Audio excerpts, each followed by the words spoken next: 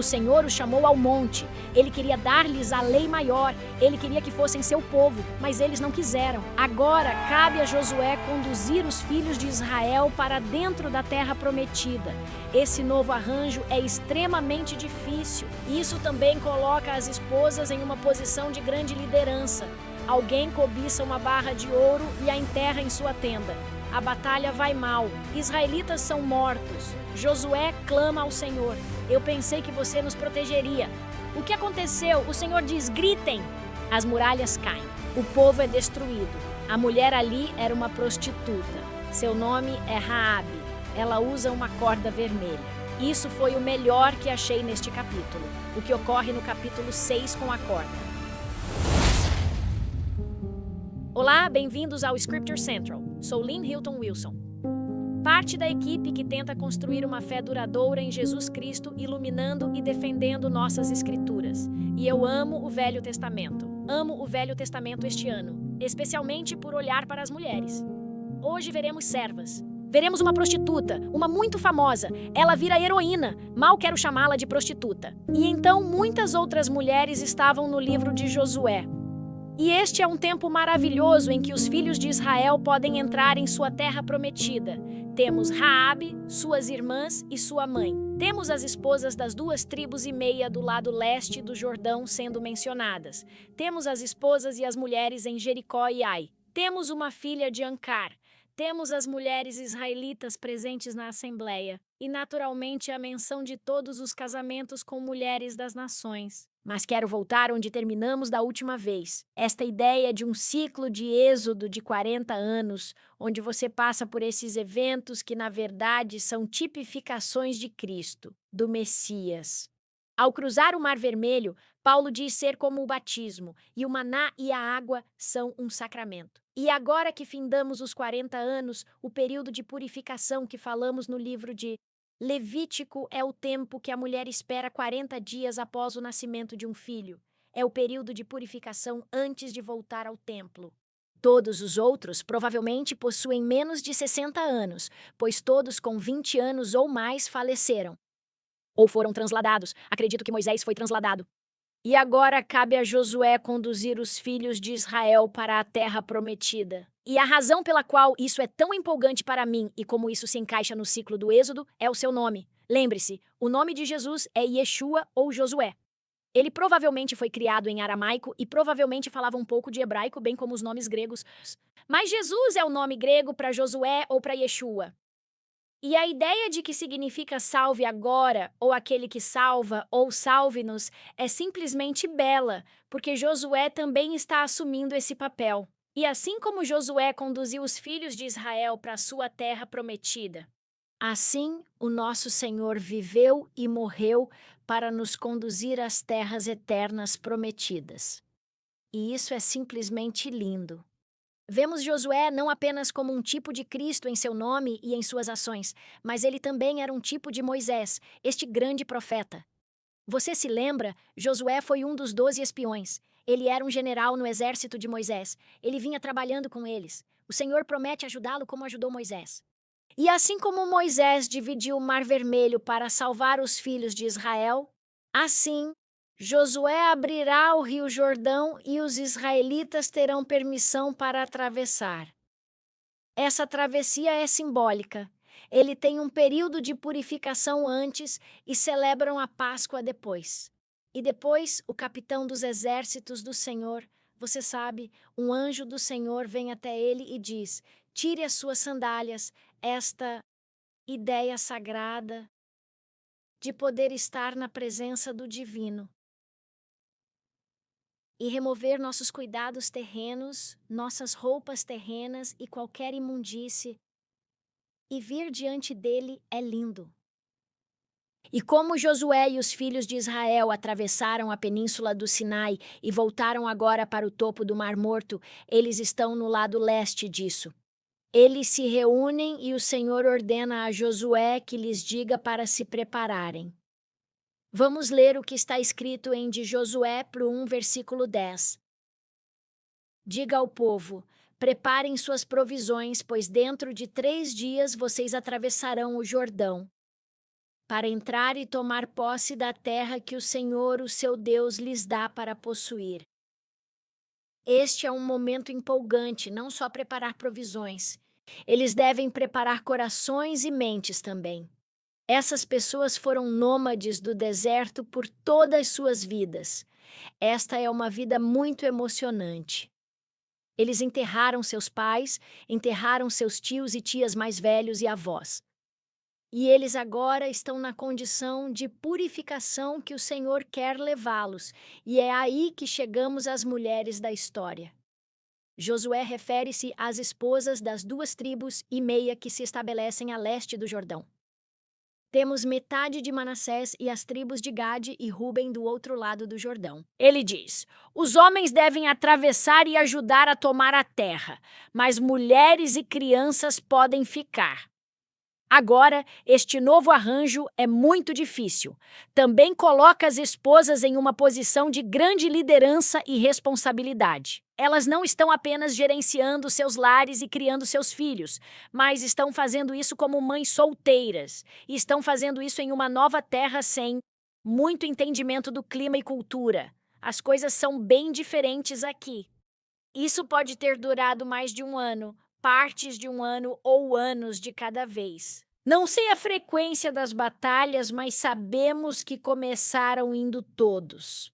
Acho interessante que, ao ler o texto de Josué, capítulo 1, versículo 14, você nota que as esposas são mencionadas antes dos filhos?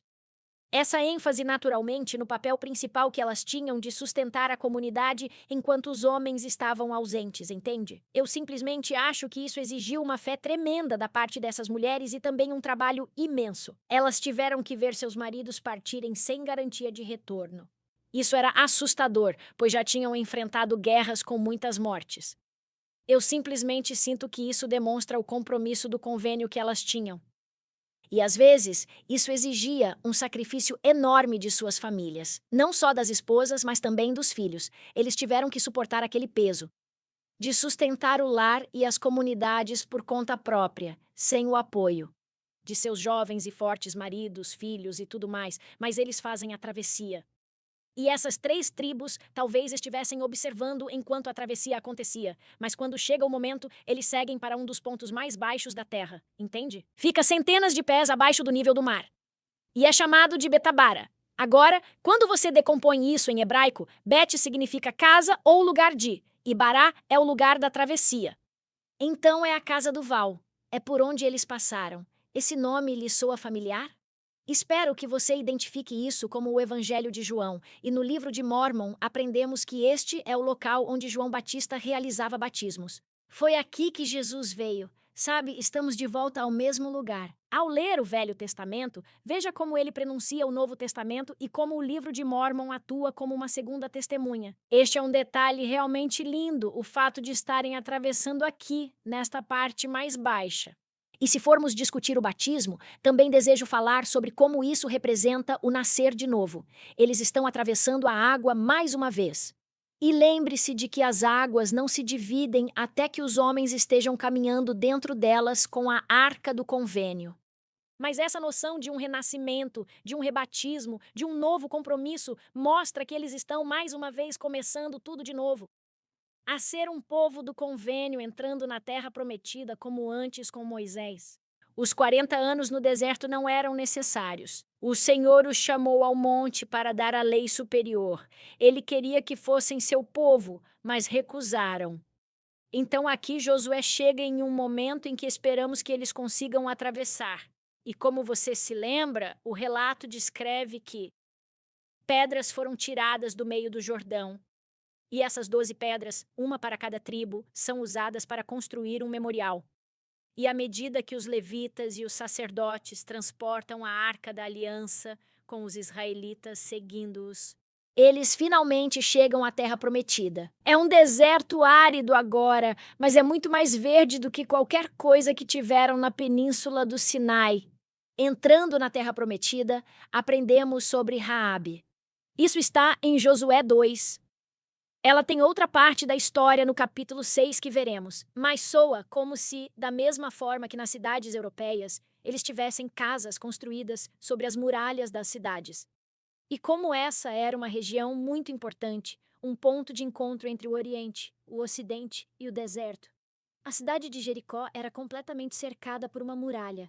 Uma dessas casas na muralha tinha algum tipo de estalagem, um estalajadeiro ou local de hospedagem. Mas em nosso texto fica muito claro, tanto no hebraico quanto no inglês, que a palavra usada é que a mulher que vivia lá era uma prostituta. O nome dela é Raabe. Ela é uma prostituta. É a palavra usada, mas com o passar dos anos, pessoas como Joséfo dizem que ela não era prostituta. Ela era estalajadeira. Ela hospedava pessoas lá. E como às vezes estalajadeiras eram prostitutas, é a mesma palavra. Bem, eu não sei, não quero dizer que recebi revelação sobre isso. Eu apenas quero ressaltar que é muito importante não pensarmos que esses dois homens justos que entraram para examinar a cidade, para atuar como espiões, para ver que informações podem levar a Josué, seu general, para saber como proceder. Não estavam indo à casa de uma prostituta para o que geralmente se faz na casa de uma prostituta.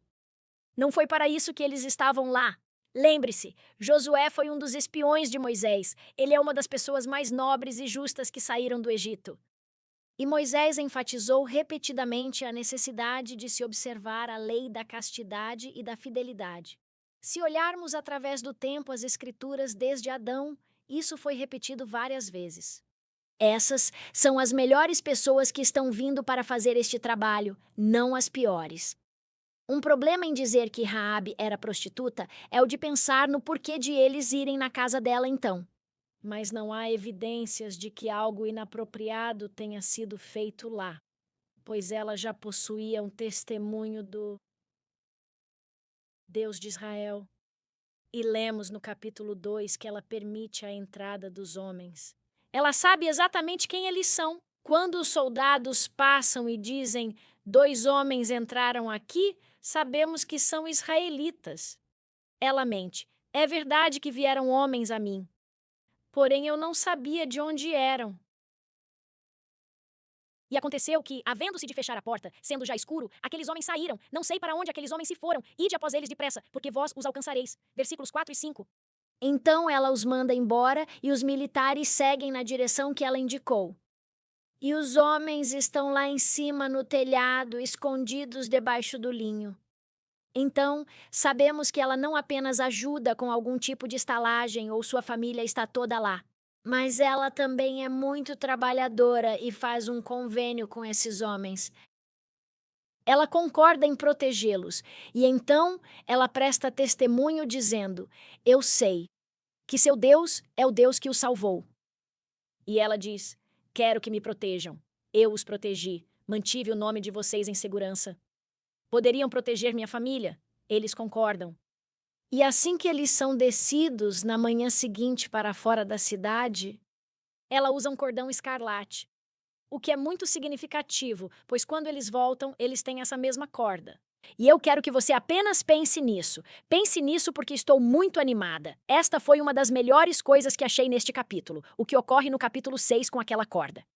Mas antes de chegarmos ao capítulo 6, todos estão prontos para entrar, e Josué, diz o texto, não havia circuncidado o povo por 40 anos. Assim, todos os homens que não foram circuncidados, jovens e velhos, tiveram que ser circuncidados antes de entrar na terra prometida. E esperam dias depois. Eu mencionei mais cedo que as facas de pedra utilizadas no mundo antigo, que têm sido descobertas através da arqueologia, tanto no mundo antigo quanto no Novo Mundo, são extremamente cortantes. E que quando você olha sob um microscópio, elas são quase tão afiadas quanto qualquer coisa que possamos produzir agora. Sabe, a pedra sílex tem uma capacidade incrível de manter seu corte. Então eu, como enfermeira, me interesso muito por esses tipos de coisas médicas. E sinto muito que eles passaram por isso. Se não soubesse o que fazia, havia 50% de mortalidade em homens adultos circuncidados na época. Mas, ao que parece, essas pessoas foram poupadas, suas vidas foram mantidas. E após a cura e a renovação do convênio, que isso representava desde o tempo de Abraão como o sinal da aliança, o que é muito difícil para nós compreendermos, mas é belo ver que eles estavam dispostos a realizar tudo o que era exigido para viver o que Deus pediu. Então, quando os filhos de Israel atravessaram o Jordão, os homens estavam curados das circuncisões. O Senhor lhes diz para se prepararem para uma Páscoa e uma Napara. Diz no capítulo 5, versículo 12, que eles comeram o trigo da terra. E eu simplesmente não consigo imaginar o que teria sido necessário se você não tivesse cozinhado uma refeição em 40 anos. Agora, isso não é verdade. Lembre-se que eles obtiveram codornizes e estou certa de que eles saíam para colher coisas caso encontrassem um arbusto com algo, ou talvez um lagarto ou algo do tipo. Não sei. Mas os últimos pedaços de maná estão na Arca da Aliança. É tudo o que sobrou. E você se recorda que na Arca da Aliança havia os 10 mandamentos nas tábuas de pedra? O cajado milagroso de Arão que brotou, floresceu e produziu frutos para demonstrar quem possuía a autoridade. E também um vaso de ouro com maná, e isso é tudo o que sobrou. Depois de caminharem alguns quilômetros, eles chegam à cidade de Jericó novamente, e agora estamos em Josué 6. O versículo 17 diz, no entanto, que antes que a cidade fosse destruída, o Senhor deixou que buscassem Raabe. Diz que ela é prostituta, meretriz. Sempre que citam seu nome, ligam a isso. Infelizmente, mas no versículo 17, continua que apenas Raabe, a prostituta, e todos que estão com ela em sua casa serão poupados porque ela escondeu os espiões que enviamos. Estou certa de que desde o tempo em que Raabe enviou os espiões de Israel até o dia em que sua família foi salva, ela orava por segurança. Ela sabia o que aconteceria, e em seu coração ela havia feito uma promessa, e eles também. Tenho certeza de que ela orava para que eles se lembrassem daquela promessa. E a razão pela qual creio que ela é uma mulher de oração é que não apenas ela e sua família se converteram, mas ela se torna a tataravó do rei Davi. Esta é a avó de Boaz. E a linhagem pelo pai adotivo do Salvador, José, vem de Raabe. Lemos em Mateus 1, 5, Hebreus 11 e Tiago 2. Ela passa a fazer parte da linhagem desses grandes e nobres. Mas quero falar um pouco sobre esta corda vermelha. Você se lembra que eles acabaram de se preparar agora para ter a Páscoa novamente? É a primavera. E assim como eles deixaram o Egito, a Páscoa incluiu pegar o sangue do cordeiro e pintá-lo nos umbrais das portas e nas vergas. E agora, enquanto entram na terra prometida, eles são purificados novamente, são circuncidados novamente e celebram a Páscoa. E Raabe, ao redor do umbral da porta, ao redor da janela que é a entrada e saída da terra prometida para a sua segurança, é um cordão vermelho. Você vê esse belo laço? Os autores incluíram este cordão escarlate que vejo como o escarlate da Páscoa. E é o sangue do cordeiro que ele representa. E não apenas ela é salva, mas esta é uma mulher, quer fosse uma meretriz ou uma estalajadeira, eu não sei, mas sei que ela é salva pelo nosso Salvador. Pelo sangue do cordeiro, pelo Redentor e toda a sua família. Não só ela é salva, mas seu testemunho e vontade de vir com o povo do Senhor, ser protegida e testemunhar que o Deus deles era seu Deus. Acaba se tornando a tataravó do maior rei conhecido em Israel, o rei Davi. É uma história poderosa que, como convertidos, podemos incorporar. Ela parece ser cananeia quando você olha para o nome dela em crônicas e em outros lugares. Estou convencida de que ela é um grande modelo para todos nós. A forma como o Senhor faz essa batalha é interessante. Trouxe meus chofars, 2. Ambos chifres de carneiro, tamanhos diferentes. E se eu fosse habilidosa o suficiente, conseguiria tirar um bom som. Meus 2 filhos que tocavam trompete e trompa realmente fazem um ótimo trabalho com esses chofars. Mas eles foram muito importantes no papel da Batalha de Jericó. E o Senhor vai mostrar como pode ser milagroso se o povo for purificado, se o povo estiver vivendo seus convênios, como o Senhor lutará suas batalhas. Não precisa lutar, ele não é homem de guerra, é homem de paz. E no livro de Josué, capítulo 6, versículos 8 e 9, diz que esses 7 sacerdotes carregando 7 buzinas ou trompetas, cada um com uma buzina diante do Senhor. E então você tenha convênio com pessoas à frente e atrás deles. Mas essas trombetas tocam o tempo todo. E depois da Arca da Aliança, o restante do exército que vem chegando segue em silêncio. O único som são essas buzinas. Então quero ler de Josué capítulo 6, o versículo 10. Josué tinha dado ordem dizendo: Não gritareis, nem fareis ouvir a vossa voz, nem sairá palavra alguma da vossa boca, até o dia em que eu vos diga: gritai. Então gritareis. A Arca da Aliança circula a cidade. Eles dão uma volta completa. E então acampam. No dia seguinte, o mesmo em silêncio, exceto pelo chifre. Quem toca essas trombetas consegue soprá-las. E então isso acontece de novo por 6 dias inteiros. É apenas no 7º dia. É que eles circundam a cidade 7 vezes. Esse 7 é um número muito comum no mundo antigo. Lembre-se, ele representa plenitude, completude e às vezes até perfeição, mas faz parte do calendário do Senhor. São os 7 dias ali também. Após a 7ª vez, Josué diz: gritem. E eles gritam. O Senhor lhes entrega a cidade. O milagre do tempo é que há um terremoto ou algo assim exatamente ao mesmo tempo. As muralhas caem, o povo é destruído. E Josué diz: não guardem nada para si mesmos, tudo irá para o tabernáculo ou para a casa do Senhor. E será salvo como uma purificação. E isso para mim é tão importante que essas pessoas que não têm nada neste momento, você sabe, viveram como beduínos com pouco, entram em uma cidade bem estabelecida que existe há muito, muito tempo. E eles não devem levar nada. E eles obedecem. E o Senhor está com eles. Os metais preciosos vão para o tabernáculo, para construir o reino de Deus que estava na terra. Mas vemos prefigurações disso na segunda vinda. Sabe, a história do mundo bíblico terá 7.000 anos antes que Cristo venha novamente. E de acordo com nosso entendimento do livro de Apocalipse, sobre o qual Joseph Smith fez perguntas, esta é a linha do tempo dele da seção 77 de Doutrina e Convênios. E haverá as 7 pragas e existem 7 anjos. E eu já mencionei que na criação existem 7 eras ou 7 períodos de tempo. Todas essas coisas são paralelas à segunda vinda. Enquanto aguardamos aquele grande dia, veremos a mão do Senhor em nossas vidas também se formos completamente purificados. Agora, a próxima batalha, ouvimos sobre a triste história da casa de Acã. Suas esposas e suas filhas também são punidas por seus pecados, o que é muito, muito triste. Como você se lembra, vamos à batalha de Ai. Eles não acham que é difícil de tomar, então levam apenas alguns dos soldados israelitas para lá. Fica a 48 quilômetros ao norte. E alguém cobiça uma barra de ouro.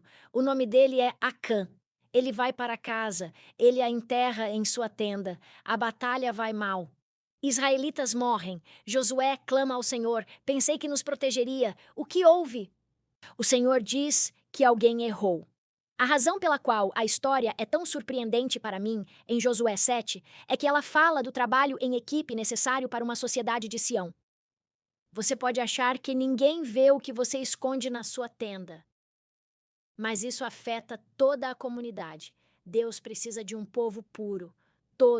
Estamos todos relacionados juntos. E este homem e a família dele foram punidos por apedrejamento e fogo. O Senhor queria ensinar que todos serão salvos. Agora, se essas mulheres e crianças não sabiam, e se não foi ideia delas, e são completamente inocentes, elas serão exaltadas no céu. Eu não tenho nenhuma dúvida sobre isso, mas o livro de Josué termina neste grande momento com este cenário formal de aliança. E Josué os lembra que há um laço e uma armadilha. Este é Josué 23, versículos 12 a 13, que se eles se casarem, fora da aliança e perderem os seus testemunhos e começarem a flertar com as coisas do mundo, que eles não terão as bênçãos prometidas a eles nesta terra prometida. E, tragicamente, lemos no livro de Juízes que eles tomaram filhas e esposas do outro mundo, e as promessas do Senhor não são mantidas para eles. Essas filhas israelitas foram para lares pagãos. Falaremos mais em Juízes, é trágico, Josué avisou. Neste cenário de aliança, Josué esculpiu a lei em uma bela pedra. E então ele reúne as tribos em Siquém. Há ideias arqueológicas, é o Siquém de Jacó, onde Diná foi levada? É outro lugar? Existem alguns locais, mas quero enfatizar as mulheres que estão lá, porque ele está convocando os anciãos e os juízes. Mas ele reúne todos os presentes para fazer um novo voto. E é aqui que ele diz: escolhei hoje a quem sirvais. Porém, eu e a minha casa serviremos ao Senhor. Essa palavra está em maiúsculas, é Javé. Serviremos ao Deus, que é nosso Criador, e é quem nos tirou do deserto com mão poderosa. E eu, uma, e você, agora somos dois. Também fizemos esses convênios. E estou disposta a servir ao Senhor todos os dias da minha vida. Sou tão grata por essas escrituras que nos ensinam como. Em nome de Jesus Cristo, amém.